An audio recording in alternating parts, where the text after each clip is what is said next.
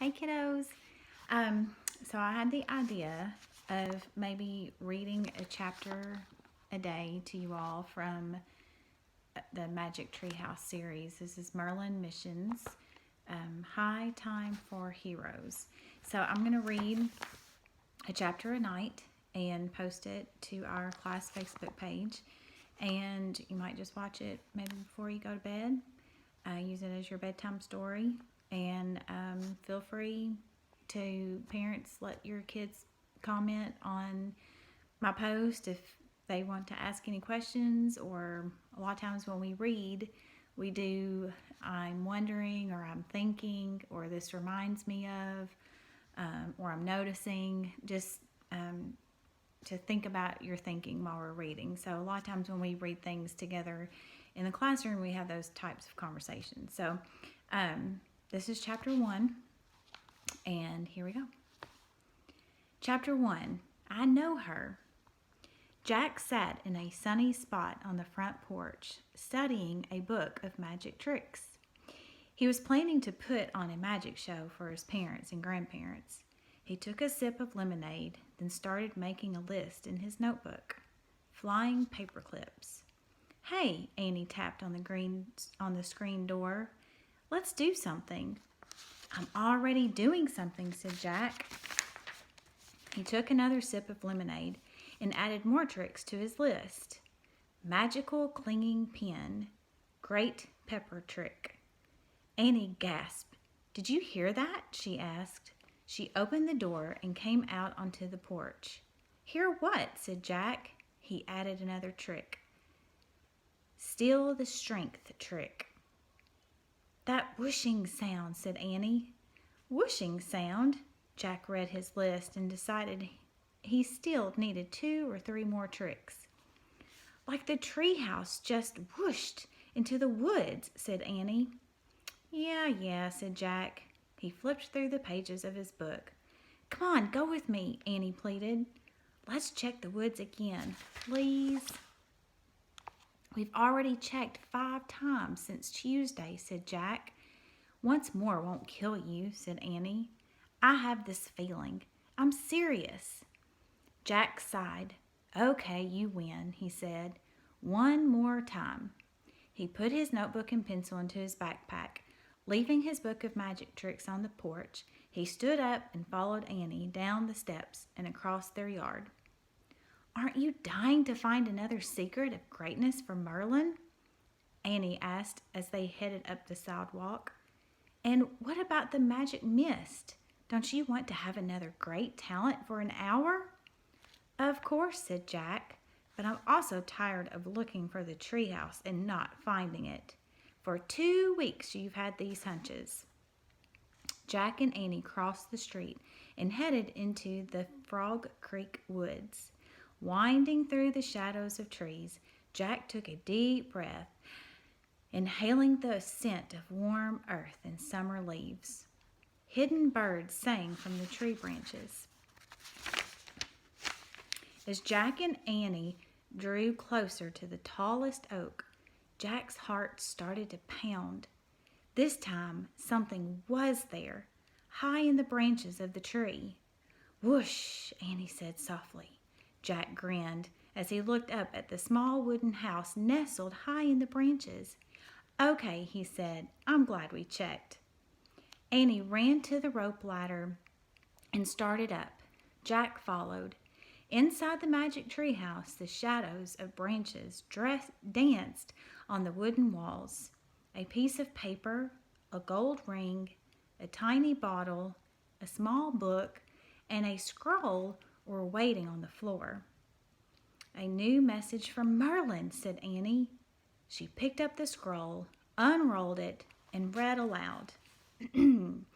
Dear Jack and Annie, I hope you enjoyed your time with the Houdinis.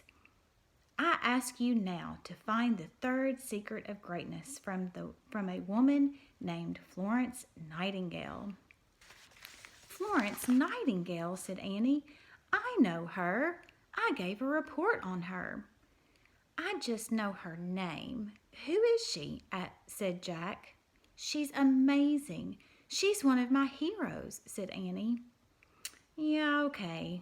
But what did she do? Asked Jack. Florence Nightingale lived in the 1800s in England, said Annie. The English army was fighting in this place called Crimea on the Black Sea, and Florence Nightingale was a nurse there. The soldiers called her the with the Lamp because after the hospital was quiet and dark at night, she went alone from bed to bed with a lantern.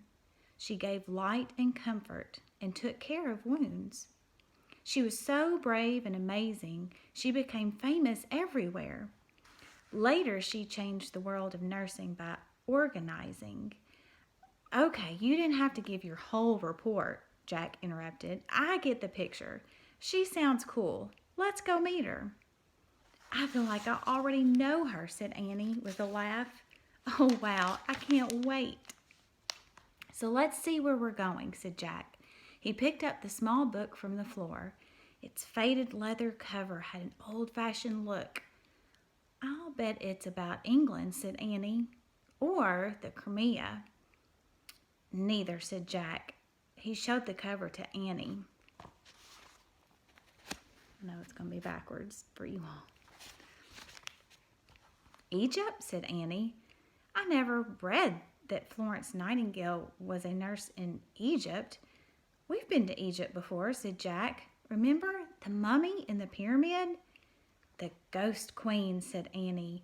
She was on her way to the next life. Jack shivered. That was weird, he said. Don't worry, the ghost queen was thousands of years in the past, said Annie. Now we're just going to 1850. Oh, right, said Jack dryly.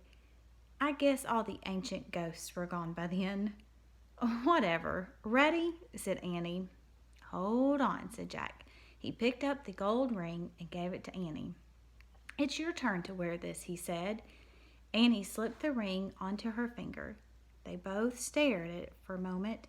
The ring was magic.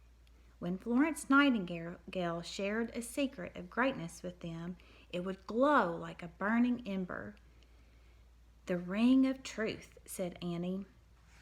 Yep, just remember to keep checking it when we're talking to Florence, said Jack. Don't worry, I will, said Annie. Here, you carry this. She picked up the tiny glass bottle and handed it to Jack. Jack held the bottle up to the dappled sunlight and looked at the silver vapor swirling inside. Mist gathered at the first light on the first day of the new moon on the Isle of Avalon, he said. Yep, good for 1 hour of great talent, said Annie. Jack smiled, remembering their hour as horse trainers and their hour as stage magicians. I wonder what we'll be great at this time, he said. Maybe great nurses, said Annie. We'll see, said Jack. He put the tiny bottle in his backpack. Then he picked up the piece of paper from the floor. On the paper, he had written the 2 secrets of greatness they'd already learned. Humility, hard work. Ready to find the 3rd secret from Florence Nightingale, he asked. There's the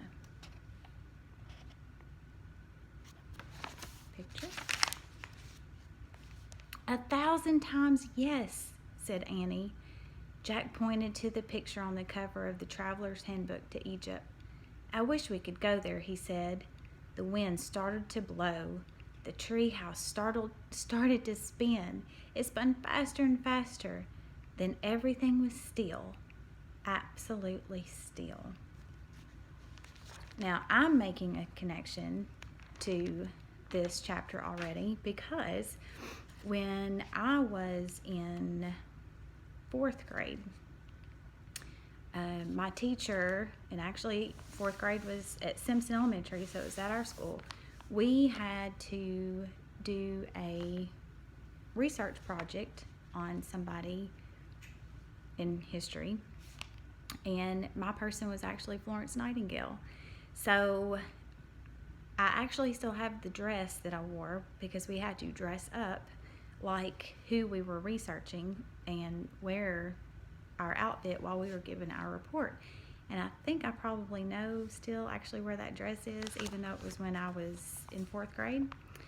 So the next time I put a video on here, maybe I'll have the dress and I'll show it to you. So maybe I can have that for you then.